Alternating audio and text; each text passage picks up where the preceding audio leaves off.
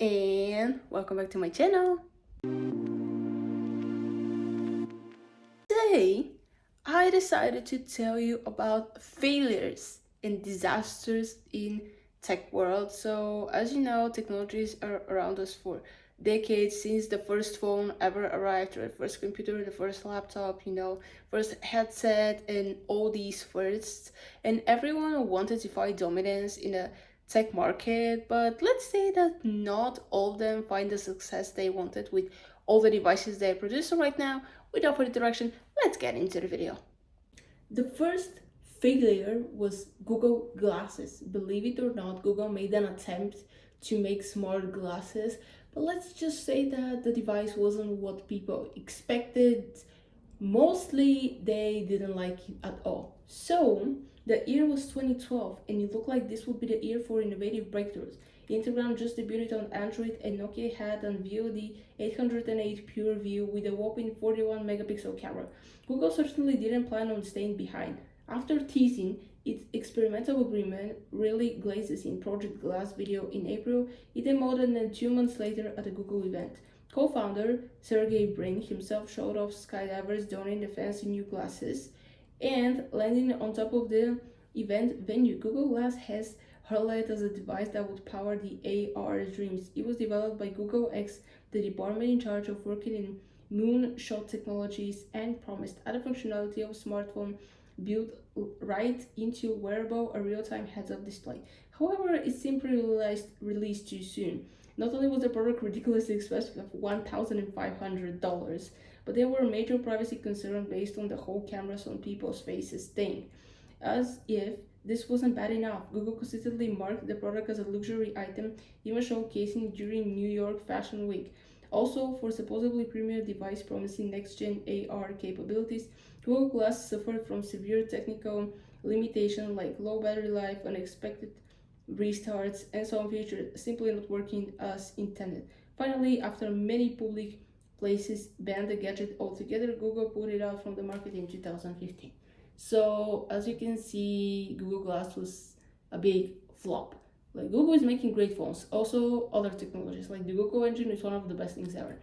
But this doesn't mean that every product they make will be the best thing ever and that people will love it. So they were a thing, a rumor that Apple will make this as well. No, they came with a VR headset instead. But the glasses, the smart glasses back then, weren't a thing.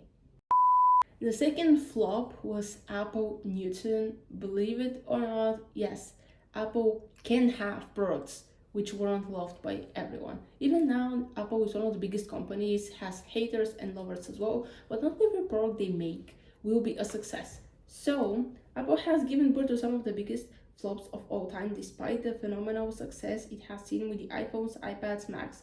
However, despite being failures, many ended up paying way for successful products down the line and even entire industries. Perhaps the most prominent of these was the Message Pad. This advanced personal digital assistant, PDA, was released in 1993 and run of the Newton OS. The Message Pad was actually more commonly known as the Newton. The $900 Newton had new innovative feature. It could take notes, store contacts, set calendars, send faxes, and more. It also had stylus for typing and navigation. It could even fit in your pocket. One of its major selling points was its handwriting recognition feature. Now you might be wondering how well this feature would have worked in the 90s, and you'd be right in doubting it. The Newton failed in accurately recognizing users' handwriting and it was publicly ridiculed for it. Coupled with the high price, the Newton was never able to go mainstream. A few years after its launch, Apple improved on the handwriting feature and offered external keyboards for the device, but by then the Newton brand had lost its sheen. Plus, the Palm Pilot PDA was performing much better in sales. Steve Jobs finally closed the curtains on the Newton in 1998 after returning as Apple CEO. So, yes, Apple's making products now and then. Are they all successful? No. And also, personally, I don't see what's the point of the device. Like, why would you need it to recognize your handwriting? Like, for what purposes? If multiple people were using it, or maybe they had something else in mind. Also, I believe like in the 90s, people, yes, they wanted something innovative, but they weren't expecting that much. And probably many of them wonder why the heck would they need this? And the fact that it was flop and the feature which for it was mainly hyped up didn't work. So this was total flop. All the people who are not using macOS or Linux are probably using Windows as their operating system on their laptops. Even though Windows had great success, not all the features and not all the updates of Windows has been. So the next we're talking about Windows Vista. So Windows launches haven't always been huge hits. Windows 8, Windows 10, and even Windows 11 all faced their share of criticism, but perhaps the most dramatic failure in Microsoft desktop OS lineup was Windows Vista. Pitched as a replacement to the excellent but aging Windows HP, Vista had a rocky start to say the least. Initial reviews panned the operating system for being unnecessarily heavy and incompatible with many apps and hardware devices. The visual design and the new Aero Glass style looked great, but power to resource hog for the average user. The newly introduced user account control UAC was perceived as more of an annoyance than a security feature. While things like high pricing and high system requirements weren't issues for everybody, they certainly did help temper the negative publicity Windows Vista was receiving. So yeah, as you saw in the picture, like there were widgets. I'm still not used to it. Kind of remember having older Windows. I think the oldest one, which I used to have, was Windows 7. Then I'm upgraded to the 8. The currently I'm using the 10. I have heard some reviews for the 11. Some people love it, some people hate it. My dad said that he is using it at work and he's not very glad about it. It's just not very comfortable for everybody. But I guess this is a point of view of people. But let's just remember that even big companies have their flops and disasters. So not everything by a certain company will be a big success as they expect it to be.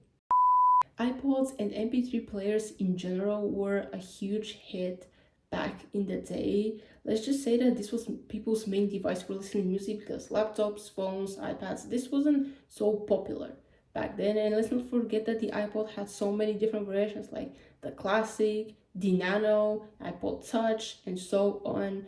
But some people tried to join the trend. Maybe it was a little bit too late and in the wrong time. So we're talking about the Microsoft Zuno.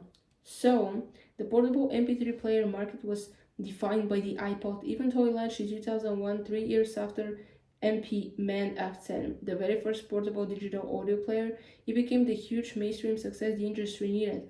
Microsoft entered the ring with the Zune in 2006, but by then, Apple had already released 5 generations of the iPod Classic, not to mention the Shuffle and Nano. While it was clear to Microsoft that it was late to the party, it failed to adequately differentiate Zune from the iPod. By the time Zune launched, Apple had already cemented its place in the market and created a cultural icon.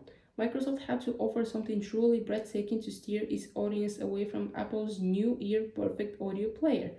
But what the Zune offered was bulky, brown color music player that was in stark contrast to the iPod's minimal aesthetic. The software side of the things was in shambles too. The Zune wasn't as tightly integrated with the Zune marketplace as the iPods were with the iTunes store. DRM issues further swerved people away from Microsoft's supposed competitor. So, another fail by Microsoft. I've never heard actually of their players before, like yesterday when I searched information about this. So, I always knew, like, when you're talking about MP3 player, like mostly the iPod, I think that when you ask someone, hey, what brand MP3 player, probably they'll say Apple, or they might say iPod, even though it's on the brand technically, but this is what people are associating it with now. People listen to music literally on their phones, computers, laptops, iPad, whatever you have. But back in the day, this was very popular, and I think Apple just hit the right time when music was evolving and people needed devices to listen to it. Microsoft tried, but it was a failure because, first of all, it was way too late. Probably if they have started around the same time as Apple, things would have been differently with their device, but it just didn't work. Our next failure is BlackBerry Storm. It was a phone company. I'm not sure if it exists anymore, and also I don't believe that they can fit into the market, which mainly I feel like it's dominated by Apple and Samsung at this point. Yes, or maybe I should say Apple and Android phones, because Samsung is not the only Android phone, believe it or not. But yes, BlackBerry tried, made an attempt. Did it work?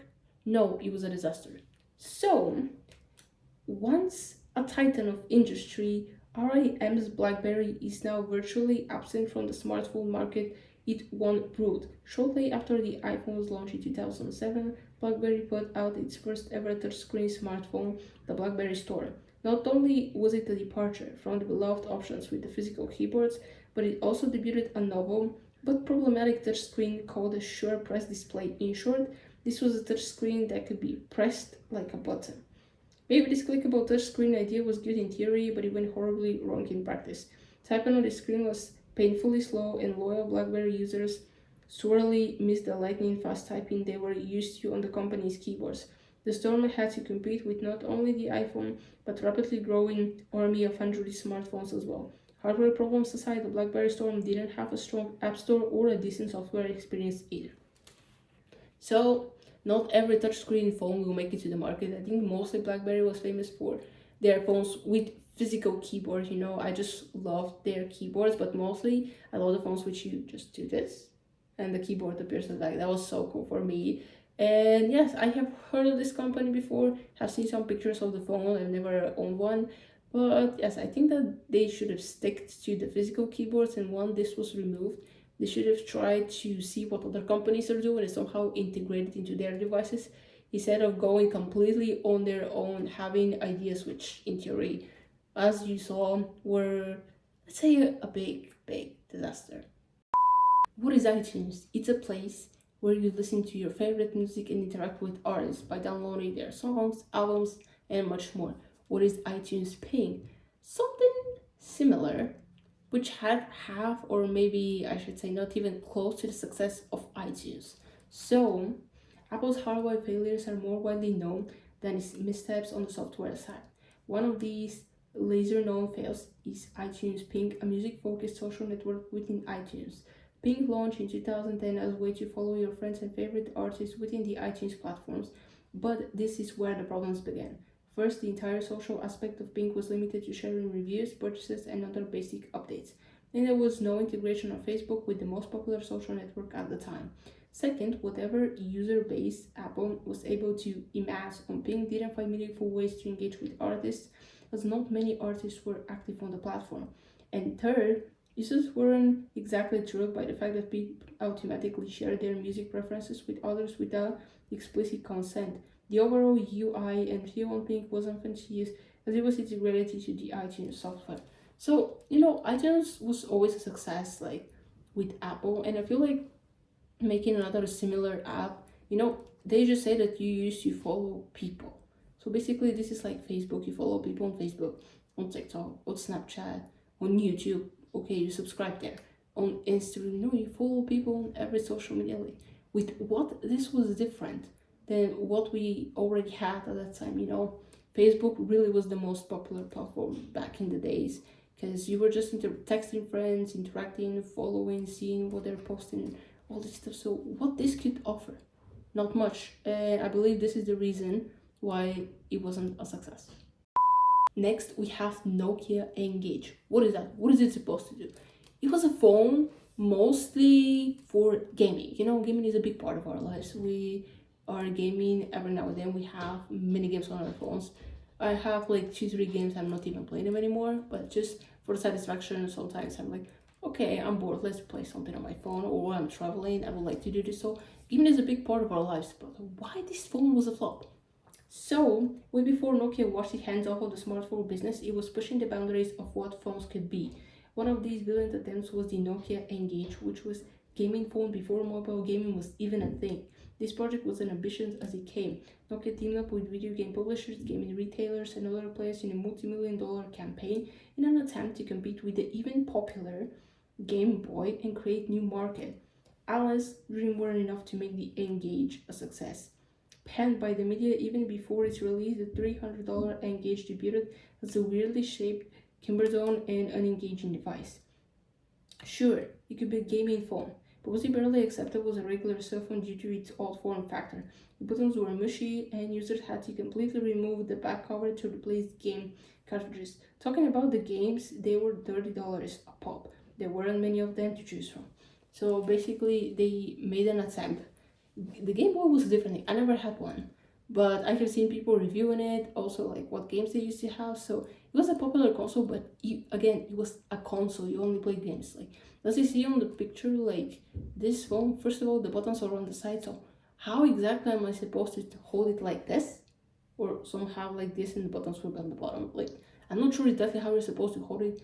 What exactly you're supposed to do with this device except for gaming? Because nowadays phones are multitasking, you know, you can game but you can also use it as a regular phone. Well, this wasn't the case with the Nokia N-Gaze, and I believe that its design was what not attracted the users to buy it.